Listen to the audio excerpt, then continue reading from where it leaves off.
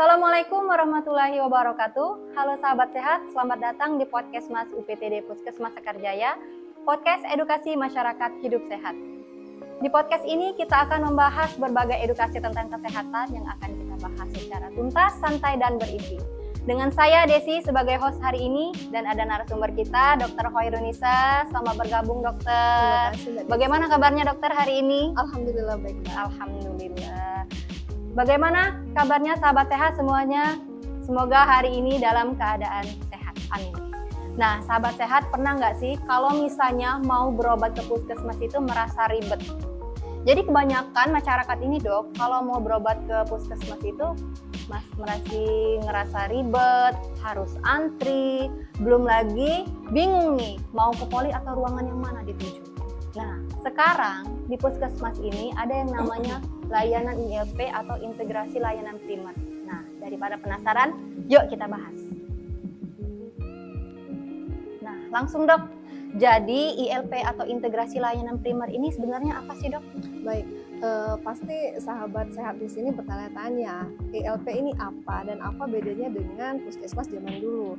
Jadi ILP ini atau integrasi layanan primer merupakan salah satu pilar transportasi kesehatan di mana program itu ditata ulang. Ini Mbak Desi, pasti sahabat sehat ini bertanya-tanya ya, apa perbedaan antara puskesmas yang lalu dengan puskesmas yang sudah ILP sekarang. Jadi ILP ini merupakan integrasi layanan primer, salah satu pilar transportasi kesehatan, di mana kesehatan kita itu berfokus pada siklus hidup. Siklus hidupnya seperti apa? Siklus hidup yang kita bahas di sini merupakan siklus hidup mulai dari masa kandungan, mulai dari anak-anak, mulai dari remaja serta lansia. Daripada program, kalau dahulu kan kita fokusnya pada program nih, contoh kalau misalnya pasien datang dengan batuk pilek, pasti pasien langsung diarahkan ke ruang balai pengobatan. Iya, benar. Tapi kalau untuk sekarang, jika ada pasien yang datang itu merupakan anak-anak, langsung kita masukkan kepada bagian anak-anak dan ibu. Tujuannya apa? Tujuannya adalah mendekatkan kualitas layanan, di mana layanan itu bukan hanya pada kuratif, tapi bagian di promotif, preventif. Nah, ILP ini sendiri pelayanannya terbagi menjadi 5, di mana kita sebutnya adalah klaster. Untuk klaster 1 tersendiri merupakan klaster manajemen. Dianya menduduki bagian perencanaan, bagian pergerakan, serta evaluasi puskesmas. Sedangkan untuk klaster 2 itu merupakan klaster ibu dan anak, di mana layanan ibu hamil, layanan ibu bersalin, layanan nifas, layanan bayi, serta remaja itu kita taruh semuanya di klaster 2. Yang berikutnya adalah klaster 3. Klaster 3 ini merupakan klaster untuk usia dewasa serta lansia, di mana layanan klaster 3 ini lebih komprehensif. Kita lakukan screening juga dari pasien dewasa hingga lansia. Untuk yang berikutnya merupakan klaster 4. Nah, klaster 4 ini yang bagian kayaknya paling banyak ya di OPU ya, bagian penanggulangan penyakit menular atau disebut dengan P2P serta kesehatan lingkungan. Untuk yang terakhir jangan dilupakan, ini ada lintas klaster. Lintas klaster ini merupakan pelayanan kegawat daruratan.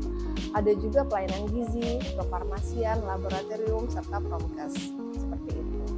Berarti dengan ILP ini programnya itu lebih ke preventif ya dok daripada pengobatan atau pencegahan? Betul. Kenapa kita lebih ke preventif daripada pengobatan? Karena yang tadi balik lagi kita mendominasi siklus hidup. Ya. Jadi yang kita perkuat itu adalah promosi serta pencegahan. Baik dari dalam kandungan, kita screening dahulu apakah ibunya ada kelainan dalam kehamilan atau anaknya ada kelainan dalam kehamilan sebelum dilahirkan ya, seperti itu. Dan anak-anak juga kita pantau apakah ada kelainan pada saat melahirkan. Jadi jangan sampai dengan adanya ILP ini penyakit-penyakit itu menjadi sangat kronis. Oleh karena itulah dengan adanya ILP ini pelayanan itu kalau bisa kita lakukan sampai tingkat desa karena kita fokusnya ke preventif. Ya. Tidak mungkin preventif itu kita lakukan hanya di puskesmas. Ya benar. Jadi kita petugas kesehatan ini harus jemput bola ke dalam rumah-rumah atau sering dikata door to door atau ke bagian desa, itu bisa kita layani dengan posyandu. Nah, tujuannya apa? Sehingga masyarakat itu lebih mudah aksesnya. Kalau dulu tiba-tiba ada stunting gitu ya Mbak Desi ya, tiba-tiba ada anak yang kecacingan, tiba-tiba ada anak yang kena TB paru. Kenapa?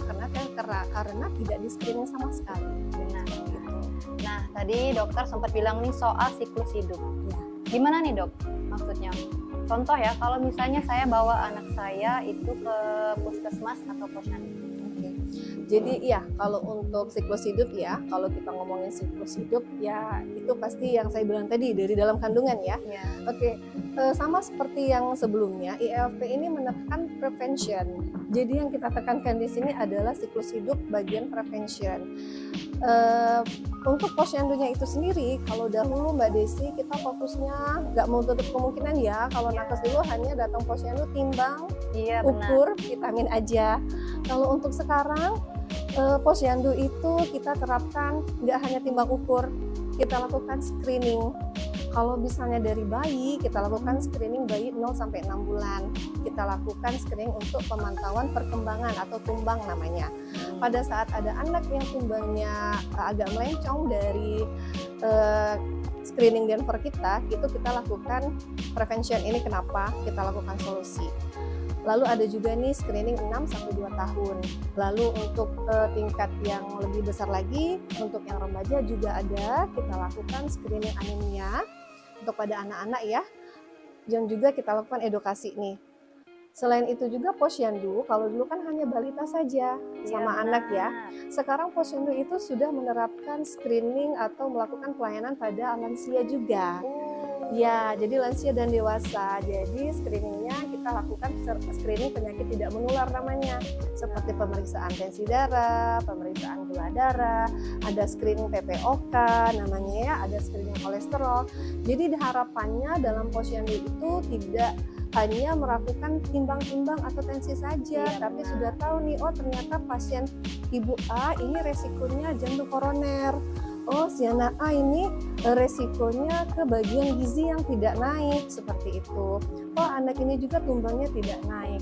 Sehingga pada saat kita lakukan pelayanan di desa atau posyandu, kita mendapatkan satu data yang sudah kita dapatkan dan kita kumpulkan, itu nanti dicatat di dalam satu data yang terintegrasi namanya PWS atau dashboard, sehingga di satu desa itu terlihat, oh desa ini cakupan untuk penyakit tidak menularnya sekian, untuk anak-anak yang tidak gizinya tidak tercukupi sekian, seperti itu. Jadi lebih mudah untuk akses data.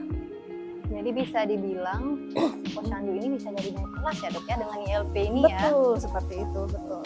Nah, tadi dokter juga sempat membahas nih soal data-data. Ya, oke.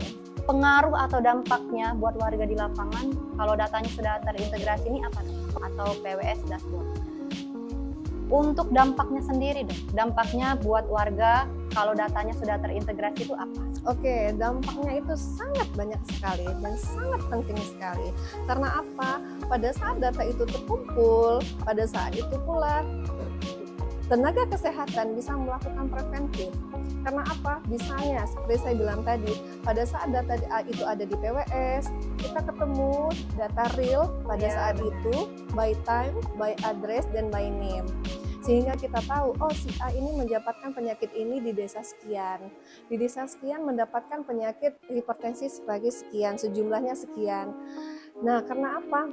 Pada saat kita mengetahui jumlah dan pada saat kita mengetahui pasien tersebut mendapatkan resiko, pada saat data itu ada atau sudah tercatat di PWS, kita bisa mengetahui nih jumlah data dengan penyakit tidak menular atau penyakit menular atau penyakit gangguan mental atau penyakit yang bisa kita tangani terlebih dahulu.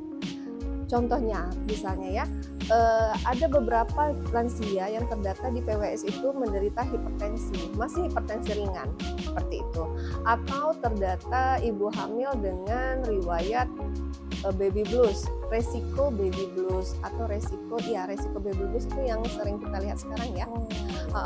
Dengan data tersebut, petugas kesehatan yang ada di setiap klaster bisa melaksanakan tugasnya masing-masing, bisa proaktif turun ke desa tersebut.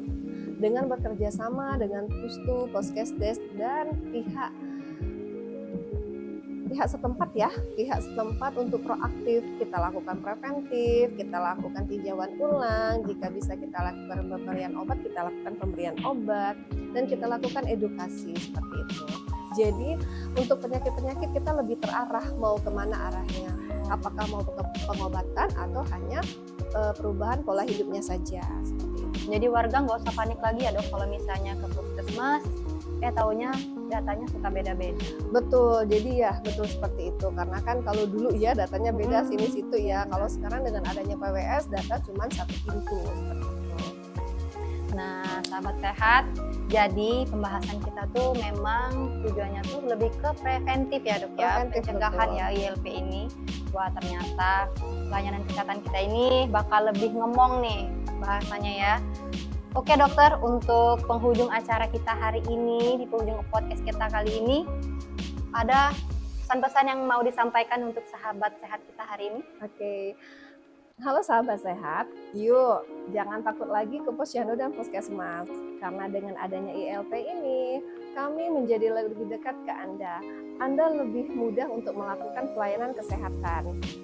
Bisa kita lihat hari ini, sehat itu mudah, sehat itu sedekat desa kita. Mantap, terima kasih Dokter Horinisa untuk waktunya. Semoga pembahasan kita hari ini bisa menjadi berkah dan manfaat untuk semua yang nonton ya. Amin. Oke, baiklah sahabat sehat. Sampai jumpa lagi ya di episode selanjutnya. Tetap sehat, tetap semangat. Salam sehat. Assalamualaikum warahmatullahi wabarakatuh.